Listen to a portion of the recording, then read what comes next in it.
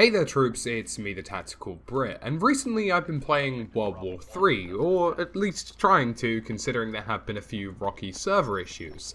Now, for those of you who've been around for a while, you'll know that I last played this back at Gamescom, and I was moderately impressed with what I played. I didn't think it was anything particularly special, but at the same time I didn't think it was a lackluster game in any shape or form. And it's something that piqued my interest, and I think it's definitely something that has piqued the interest of people online as a whole. It's a game that's very much promising to bring back a modern shooter formula, which of course something that has been lacking from the overall lineup of shooters recently, and hoping to replicate, I think, in my opinion, a lot of what made Battlefield 4 successful, and a lot of what made Battlefield 3 successful. A military experience on grand scale, you know, you've got huge customization options, far beyond what Battlefield ever did, and the idea of almost a progressive style war, which is a bit more planet-sidey, but I actually kind of like that they've added that in. I've always felt like most multiplayer World War style games, or just in general shooter games, have lacked an element of progression, an element of feeling that you're part of something bigger and more ongoing, and that's something I think a lot of fans from PlanetSide really liked about that game. So what is it with World War III, and how do I feel about it? In my opinion, the game is almost suffering from an identity crisis that's self-inflicted. World War III is of course aiming to be this modern vast shooter, and it's aiming to do a lot of what Battlefield has done successfully. And within that, I think, lies the problem. I don't think people are willing to buy a game that they felt that they've played before, and currently with World War III, that's exactly what you're getting. You're getting a version of Battlefield 4 again, in different settings with slightly different things. Yes, of course, you can choose your own faction. Yes, of course, there is the overall progressive element of the ongoing map. But beyond that, in terms of gunplay and in terms of, you know, everything that you actually experience in game, things are very similar. I think beyond the call-ins that you get, like the drones and the vehicles and other different artillery strikes, a lot of what you've seen in World War III is stuff you've seen before. And I know that's difficult to avoid. You know, in a modern shooter category, of course, you know, there will be games that seem very similar. But I think World War III is really upsetting because it doesn't do anything drastically different that makes it an interesting game. Or at least as it presently stands, it isn't. Or more importantly, it's not taking aspects of the game that are really interesting and amplifying them.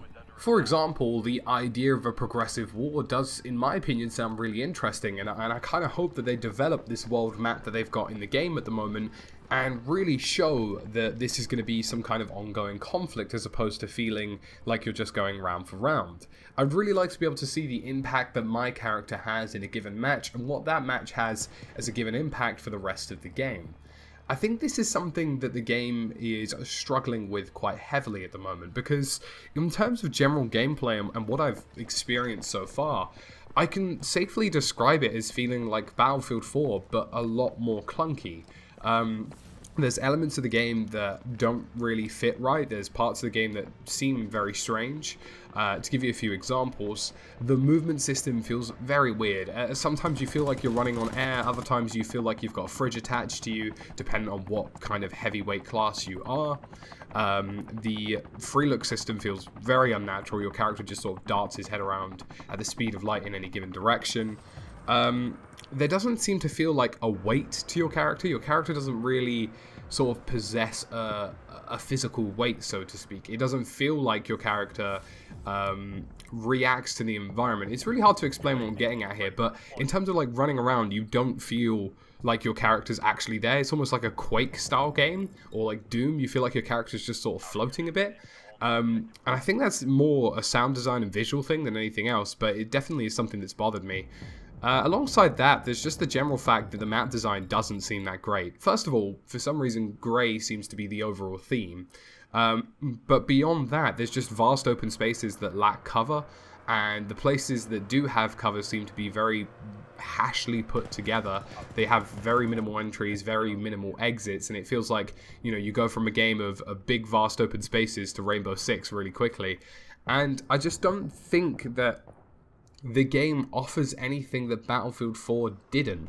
And that's a huge issue for me because, you know, how am I going to convince somebody to buy this game for £30 from an indie developer that isn't a AAA, you know, platform, that isn't, you know, got recognition of their engine or what they're trying to accomplish, just to go out on a whim and try this early access game that for now, in my opinion, isn't offering anything new. There have been modern shooters that have done things differently, that have made things interesting. There is Squad, for example, which is very much, you know, Project Reality from the old days, but it's a different formula. It's a formula that they think is successful. It's slower paced, it's more tactical, it's more team-based. And now you have this sort of Battlefield-style formula where things are quite fast-paced. There's elements like call-in vehicles and being able to call in drones and stuff that's very much more Battlefield-orientated. I'd say it's much more a faster-paced shooter that Battlefield is.